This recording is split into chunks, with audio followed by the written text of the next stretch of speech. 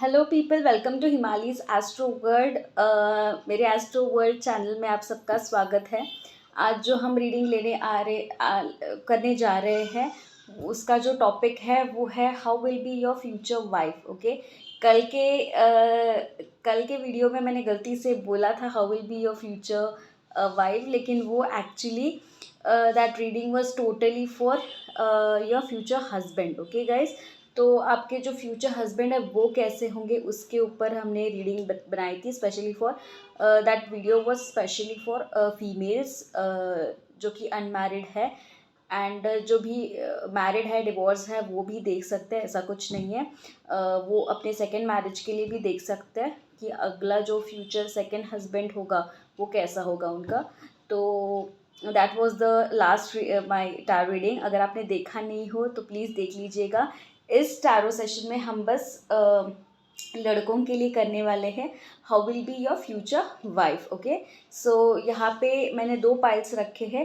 Pile number 1 है ये purple या violet, I don't know which colour it is exactly, but ये वाला वॉच, ये है पाइल नंबर 1, देख लीजिए आप। Okay, sorry. And pile number 2 is this peach coloured Fastrack watch. अगर दिख नहीं रहा हो तो मैं क्लोजअप दिखा लेती हूँ आपको। So these are the pile 1, pile 2। आप इनमें से कोई भी आपको जो पसंद आया हो वो आप सिलेक्ट कीजिए। ये बस मैंने रखने के लिए रखा है, actual reading is very important. ये बस एक चॉइसेस के लिए मैं रखती हूँ गाइस पाइल्स, ताकि कुछ अच्छा लगे आपको भी चॉइस करने में। अदरवाइज़ हम ऐसे भी कर सकते हैं। अगर आपको बहुत ज़्यादा कन्फ्यूजन होता है कि इन दोनों में से कौन सा पाइल मतलब चूज़ करें, तो आपको क्या करना है, आपकी जो डेट ऑफ बर्थ है, जिन जिन लोगों की 1 से लेकर 15 तक आती है, वो पाइल नंबर 1 सेलेक्ट कीजिए। एंड आगे 15 के आगे रिमेनिंग जितने भी डेट्स हैं उसमें अगर आपकी डेट ऑफ बर्थ आती है या फिर बर्थ डेट आता है तो आप पाइल नंबर 2 सेलेक्ट कीजिए। Okay guys, nothing confusion. And आप अपने इंट्यूशन के साथ सिलेक्ट कीजिए पाइल, ज़्यादा बेटर रहेगा। तो चलिए let's get started with pile number 1। Okay guys, मैंने पाइल नंबर 2 साइड पे रख दिया है एंड ये पाइल नंबर 1 ले लिया है रीडिंग के लिए। जिन लोगों ने ये वाला वॉच, इस कलर का वॉच सिलेक्ट किया है, ये है उनकी रीडिंग। आइए देखते हैं आपकी फ्यूचर वाइफ कैसी होंगी। Okay, let's get started. सबसे पहले हम एंजल कार्ड्स निकाल लेते हैं आपके, कि क्या एंजल गाइडेंस आते हैं। How will be the future wife of my pile number 1?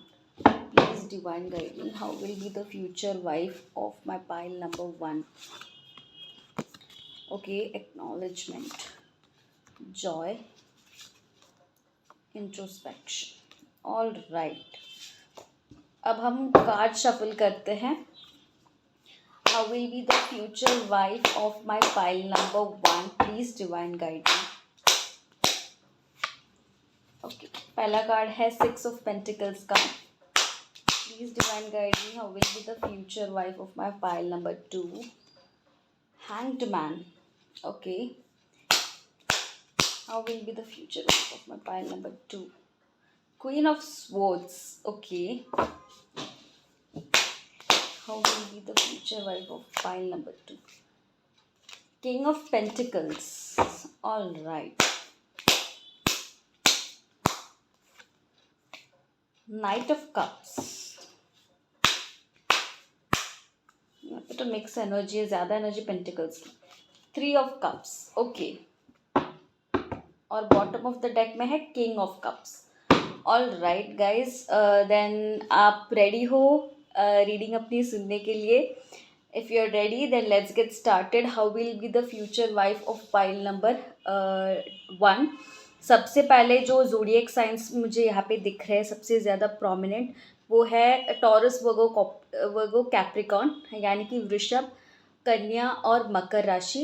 And जो दूसरा प्रोमिनेंट है ज़्यादा यहाँ पे जल तत्व की राशि, यानी कि कर्क, वृश्चिक और मीन, ये दोनों ज़्यादा मुझे प्रोमिनेंट लग रहे हैं। यहाँ पे एक बात मैं बताना चाहती हूँ गाइज आपको, कि आपकी जो भी फ्यूचर वाइफ होने वाली है, she is going to be on her thick side. Okay, she is not going to be thin, okay, she is going to be on chubby side, thick side, because water and earth element एक साथ आया है, that's why I'm telling you ज़्यादा आया है। सबसे पहले बात करते हैं 6 ऑफ पेंटिकल्स के कार्ड के बारे में। ये कार्ड मुझे ये बताता है कि आपकी जो फ्यूचर वाइफ है, she is going to be very giving in nature. उनके पास फिनेंशियल स्टेबिलिटी होगी एंड वो उस स्टेबिलिटी का यूज़ दूसरों की हेल्प करने में बहुत करेंगी। द हैंग्ड मैन का कार्ड मुझे ये बताता है कि sometimes she is very relaxed, okay. इनका ऐसा स्वभाव नहीं है कि बहुत ज़्यादा हड़बड़ी करना एंड ऑल, या फिर बहुत ही ज़्यादा हड़बड़ी में आके काम करना, ओके। कभी कभार ये इतनी रिलैक्स्ड हो जाती है कि आगे आने वाली मुसीबतों का इनको कुछ अंदाज़ा नहीं लगता। तो ये थोड़ा सा इनके लिए ही फिर बाद में प्रॉब्लम्स क्रिएट कर जाता है। क्वीन ऑफ स्वॉर्ड्स का कार्ड मुझे ये बताता है कि ये जो पर्सन है ना, ये बहुत ही ज़्यादा स्ट्रिक्ट पर्सन है। स्ट्रिक्ट इन द सेंस, मैं ऐसा नहीं कहूँगी कि बहुत ही ज़्यादा मतलब गुस्सैल एंड ऑल, बट अपने कम्युनिकेशन को लेकर, ओके, बहुत ही ज़्यादा स्ट्रिक्ट है। या फिर ऐसा हो सकता है कि इनकी जो मदर है ये बहुत स्ट्रिक्ट हो, ओके, ये भी होने के चांसेस है। किंग ऑफ पेंटिकल्स का कार्ड मुझे ये बताता है कि ये फिनेंस को लेकर कुछ ज़्यादा ही ऑब्सेस्ड है। इनके लाइफ में financial stability is very important. वैसे भी जो अर्थ एलिमेंट वाले लोग होते हैं उनके लिए financial stability is very important, okay. But इसका मतलब ये नहीं है कि ये बस पैसे के पीछे है, या फिर बस उनको पैसों से मतलब है, या फिर मटेरियल लाइफ से मतलब है। 3 ऑफ कप्स का कार्ड मुझे ये बताता है कि इनकी लाइफ में जो भी ये फिनेंशियल सिक्योरिटी आती है ना, इसको ये एन्जॉय करते हैं, ओके। ऐसा नहीं कि बस कमाते रहते हैं और बस बैठते रहते हैं। उसका एक अच्छा, एक प्रोडक्टिव यूज़ कैसा करना होता है, ये बहुत ही अच्छी तरह से जानती है। एंड ये इस तरह से मैं नहीं कहूँगी कि बहुत ज़्यादा मनी सेविंग भी लग रहा है। पार्टीज़ करना, ओके, फ्रेंड्स में मतलब पैसे उड़ाना एंड ऑल, ये सारी चीज़ें मुझे दिख रही है बहुत ज़्यादा, या एंड इनको यस तभी वो फिनेंशियल सिक्योरिटी चाहिए ताकि ये अपनी लाइफ को एन्जॉय कर सके पूरी तरह से। बिकॉज इनके एक 2 साइड्स हैं, ओके। मटेरियल साइड है जहाँ पे ये बहुत ही ज़्यादा प्रैक्टिकल रहते हैं, एंड इमोशनल साइड है जहाँ पे ये बहुत ही ज़्यादा एन्जॉय करते हैं, ओके। इनके इमोशंस ऐसे नहीं है कि बहुत हमेशा रोते बैठना एंड और एन्जॉय करना, कि हमेशा खुश रहना, दूसरों को खुशियाँ देना, इनमें इनको अच्छा लगता है, okay. King of cups bottom of the deck में आया है, तो ये कार्ड ये बताता है कि ये कहीं ना कहीं एक पॉइंट पे जाके ऐसे पोजीशन में आएंगे जहाँ पर इनको रूल करना है, बट इनको वो काम एन्जॉय नहीं हो रहा, मतलब अच्छा नहीं लग रहा, क्योंकि किंग का काम हमेशा रूल करना होता है, डिसीजंस बताने होते हैं, हार्श डिसीजंस कभी कभार लेने पड़ते हैं, तो ये वो एंजॉय नहीं करती, ओके। सो दैट्स वाई कभी कभार इनको उस चीज़ को लेकर एक प्रॉब्लम आ सकती है।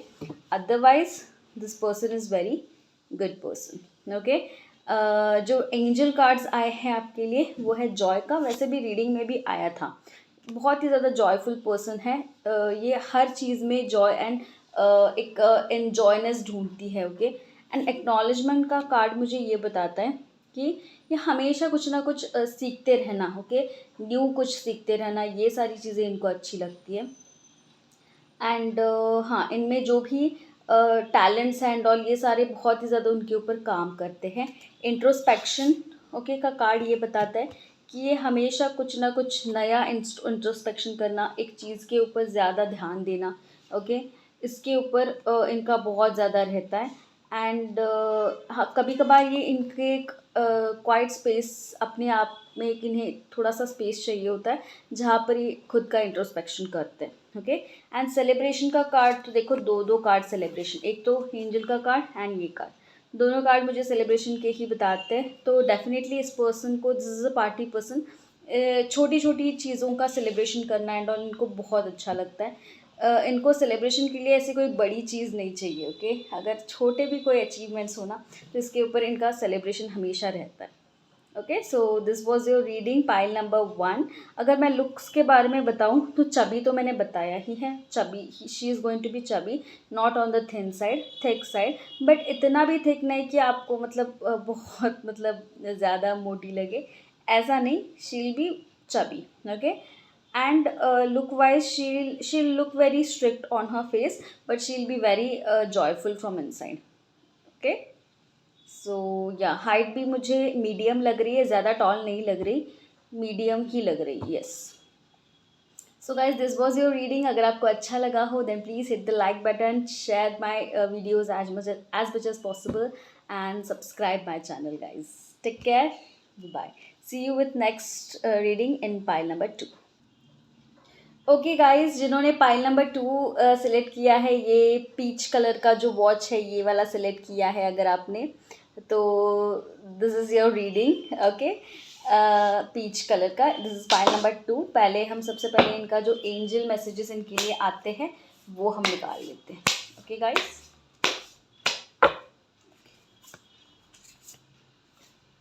कम्युनिकेशन आया है, फेथ आया है, एक साथ आया है, तो मैं लूँगी।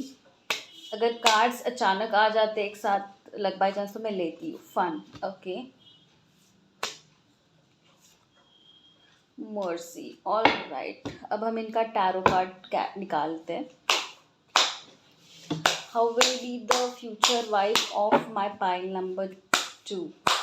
Please divine guide me, how will be the future wife of my pile number 2? Please divine guide. 3 of swords, okay.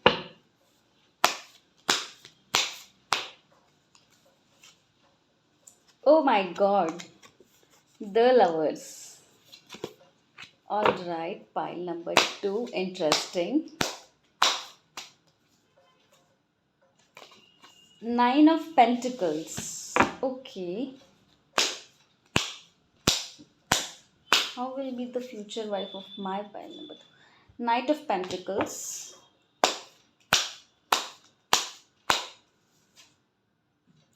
the Magician,